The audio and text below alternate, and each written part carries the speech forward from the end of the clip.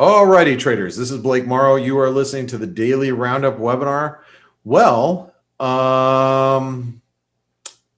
what can I say about the end of quarter? It was more of a whimper than a bang, but we did see some pretty decent moves, especially in the dollar. So let's talk about what the dollar did. The dollar pulled back, getting close to where I'd assume that we have some support for the dollar. And if you look at intraday, and this is a 4-hour chart of the dollar index, we had to work off some overbought conditions. So the dollar, was getting overbought, pulled back, and we had the euro reject right at the resistance level that we talked about. Let me remove this now.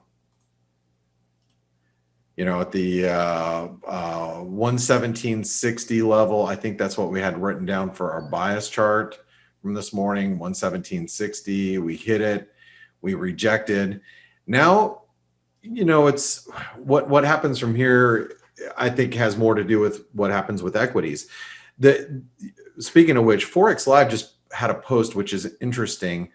And I'm bringing this up because I saw it because Adam was on our webinar today about some of these stocks are being squeezed because of this unwind of our what's the name of the firm, Archipelagos or whatever it is, and that could be one of the other things that's fueling this move higher in the markets as well. But you can see the S&P is about ready to hit new highs. I'm assuming we're going to hit 4,000 today, right? That seems like more of a given than anything at this stage in the game.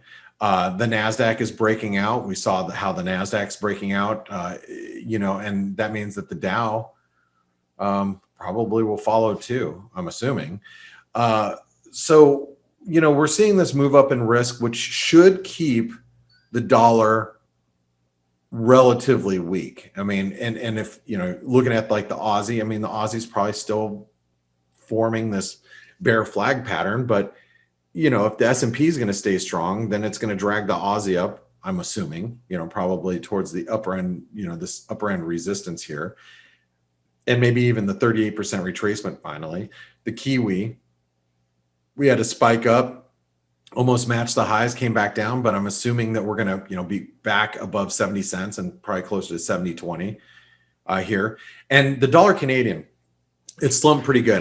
This is one of the casualties that we saw from the end of month, end of quarter. A lot of stops got taken below the lows. I'm very frustrated because I'm long some. I'm long a good amount actually. And we came down and tested the 125.60. I actually bought some more down here at 125.59, and I sold what I had picked up at 76 or 77. And, I'm still long some help that I picked a little bit up down there. But, we're just retesting the breakout point, basically. The dollar Mexican peso, holding channel support, but the dollar Mexican peso, got slammed down alongside with risk being bid up. And other than that, the cable's a little stronger today. It's holding up relatively well. We actually held the 138 level resistance, but we're popping back above it. So my assumption is that we're going to probably rally another 50-60 pips here in the cable, probably up towards this resistance. So if you factor that all together, basically what it seems like to me is we're going to see some more US dollar weakness going into this evening, especially with stocks as strong as they are. So just keep that in mind. I mean, I wouldn't be surprised if the dollar Canadian slips past the lows, and the euro pops back to, 117.60, 117.80, and we continue to see some dollar weakness as it pulls back from its recent rally highs. The dollar yen has pulled back a little bit too, but the dollar yen probably could make it all the way back towards 110. before stabilizing. Imagine this channel support coming back into play somewhere around here. I think the dollar Swiss has pulled back just a little bit, and this might pull back towards 93.50 ish, maybe. So again, I think it looks like the dollar's on weak footing, and that makes sense as stocks are stronger. So, with that being said, and then also, I guess I should throw this in there too. We've seen a recovery in gold off of the key support at 1680.